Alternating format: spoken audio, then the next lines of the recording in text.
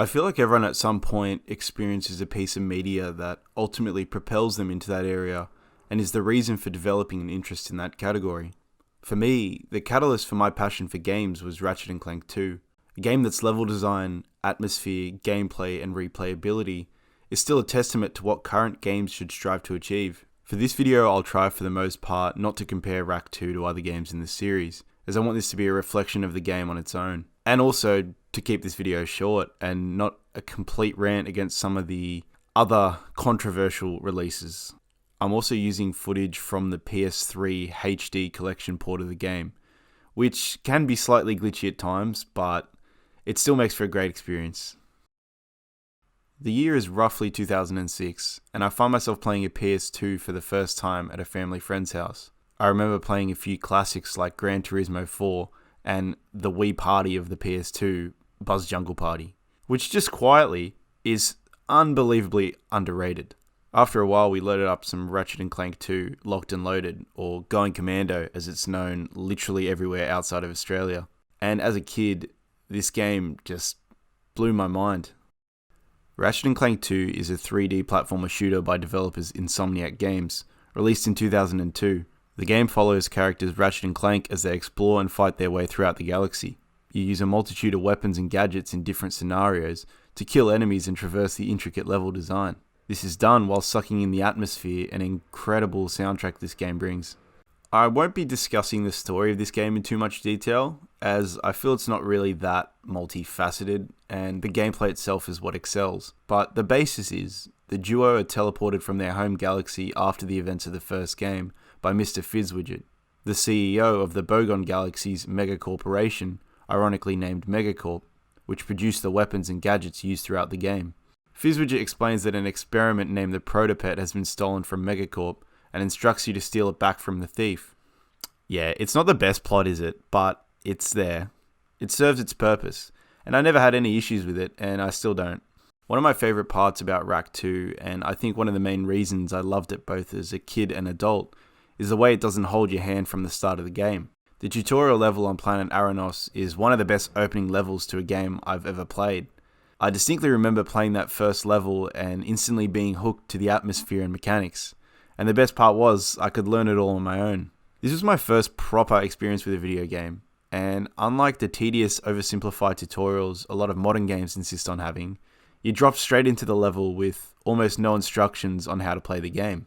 A couple of text boxes appear here and there telling you how to select weapon and shoot, but apart from that, all it takes is a few seconds of trial and error to understand the simple controls. And by then, once you know how to shoot enemies and break boxes, the game's all yours. The simplistic linear corridors guide you but don't carry you through this first level. Side note, the glass smashing and seeing the enemies fly out after you shoot them, I used to jump off just to respawn them and do it again. It just looks so good, and this game came out in 2002. The game then opens up as you travel to the swampy and overrun Oozla. Here you get your first glimpse of what a typical level in this game has to offer.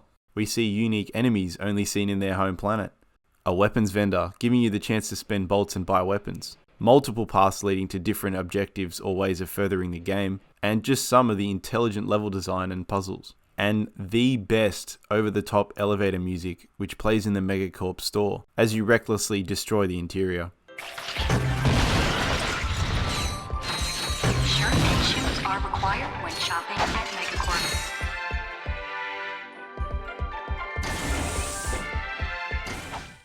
Normally at the end of a level, you'll also be shown a transmission from the next planet, giving Ratchet and Clank the coordinates, but also giving you an idea of what's next and what to expect. It's a really cool way of setting up your expectations of the planet, which is sometimes completely different to what the planet ends up being. Plus, these are funny. The cutscenes in this game in general are one of the things I love about it. They never overstay their welcome, and are more often than not just Ratchet and Clank interacting with different inhabitants from across the galaxy. This brings the world to life, even if the scene is just three people talking in a room. Hey, who let you in here? Get lost before I flatten your robot into a hubcap. Touch him, and it's Plasma City! Oh gosh, you didn't have to yell. Why did he have to yell? So after a near perfect tutorial level, and a level that superbly lays a foundation for the rest of the game, what do we have next? We have ship levels, which, to be honest, I never really liked. There's only 4 ship levels in the entire game, with maximum 2 missions in each one. Don't get me wrong, it's a cool concept and it plays somewhat well, but it's just not for me. In parallel with ship levels are Clank levels. I find these slightly more tolerable than ship levels, but they're still just roadblocks stopping me from the fast-paced, intensive gameplay with Ratchet. They aren't long in this game at least, and have pretty basic puzzles. Plus, at least they make sense in the grand scheme of things, with the game being titled Ratchet and Clank after all. Something Insomniac absolutely nails is the atmosphere of each individual planet. It truly feels like you're in a completely different world to the next, with the differing enemies and nuances of each planet. The loading screens between levels show the duo's ship flying through the galaxy, so it feels like you're traveling from planet to planet. Each opening to a level is accompanied by a wide shot of Ratchet standing at the forefront of the level. These always look so sick and unique. My favourite is probably Planet Joba.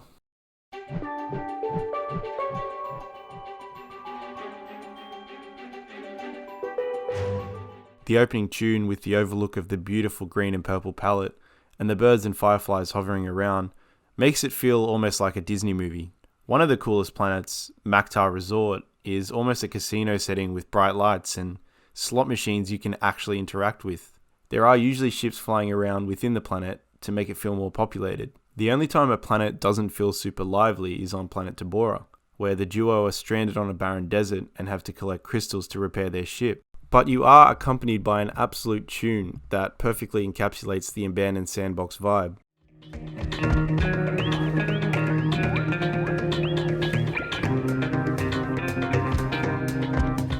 The soundtrack in general in this game absolutely rips. Each area has a unique score that adds to the atmosphere of the planet. Just have a little listen to the opening on planet Tadano.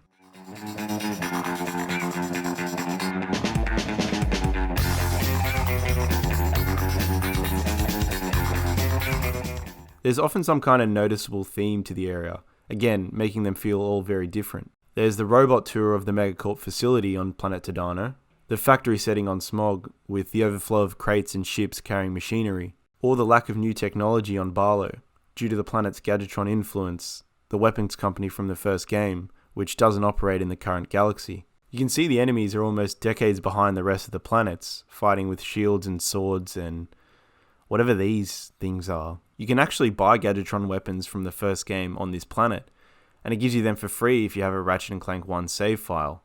It's a cool way to give a nod to the first game and reward older players, even though most of these weapons are pretty useless. But that does bring us to the crux of Rack 2's gameplay and mechanics, the weapons.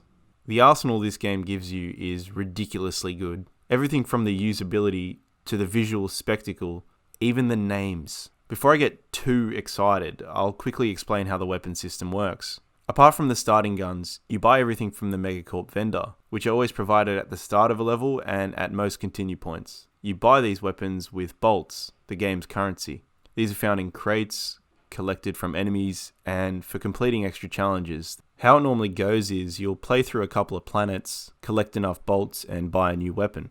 The way Insomniac keeps this fresh is each gun upgrades after killing enough enemies, and becomes stronger and more usable late game. This does provide an interesting decision of which weapon to use, as the player has a choice. They can decide based purely on efficiency in the long term, decide based on situations, or just straight up have fun. Efficiency in the long term means sometimes sacrificing your best weapon for a scenario in the place of a weaker weapon to upgrade it. You could easily kill a large group of enemies with 1 or 2 mini nuke shots, but in the long term, it'd be beneficial to upgrade the rest of your arsenal, so when you do run out of ammo in your strongest weapon, your backups are strong enough to hold their own. Choosing a weapon based on this situation can also be exciting. It allows you to be creative with your gameplay and really think about what the best way is to approach a scenario. You could use the lava gun at close range to kill any smaller enemies near you and to make sure you don't take unnecessary damage. Then switch to the mini rocket tube to take down a high damage enemy from range. You might also run out of ammo in your strongest weapon for the situation, and have to carefully think which other one might do a similar amount of damage. And lastly, there's just plain having fun. I absolutely love the noise and animation the Seeker gun and Pulse rifle make. So some planets, I would just go out there and no scope.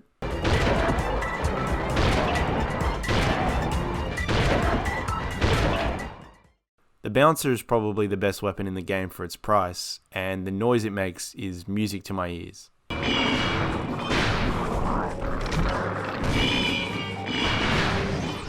The visuals and sounds these guns produce are so satisfying, and the fact you can upgrade them again in Challenge Mode or New Game Plus is another factor why this game has such incredible replayability. Where Insomniac really flesh out this game is the level design and content.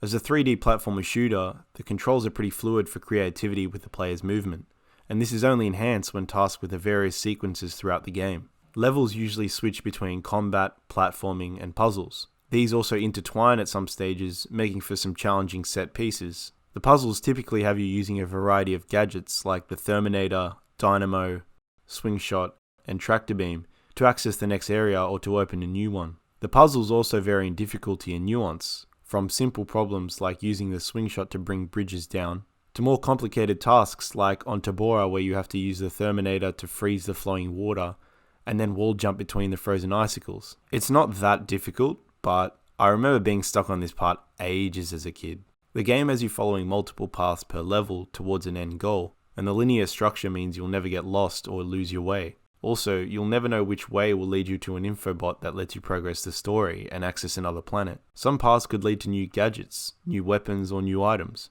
The longest path on planet Notak only leads to a health upgrade. This really helps to flesh out the game with more content, which leads me to the next point, the content itself. Just in your first playthrough, you can access 2 separate battle arenas located at the end of 2 planets. Here you can farm bolts in different combat challenges and boss fights. There are also 2 hoverbike races on another 2 planets, and 2 open collectible levels. There's 40 platinum bolts to find scattered across the galaxy, with 2 to 4 hidden in each planet that you can spend on mods for your weapons. There are also skill points that refer to completing secret challenges like defeating a boss with only the wrench, shooting a certain number of flying ships on a planet, and winning the hoverbike race in a certain time. This game's a completionist's dream, and it's easy to see why when challenge mode exists. After completing the game once, you can replay it and keep all your weapons. It gives you a chance to complete anything you missed on your first playthrough, and is another reason why this game is so good to come back to. All in all, Ratchet and Clank 2 is a game I've loved across 3 different decades. To put things in perspective, I played this PS2 game on a PS3 console using a PS4 controller to get this footage.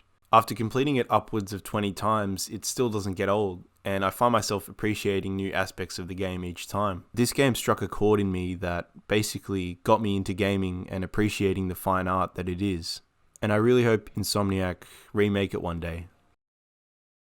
So yeah, I made this video because I wanted to talk about why I love this game, and I feel like I've covered most of the things I wanted to say.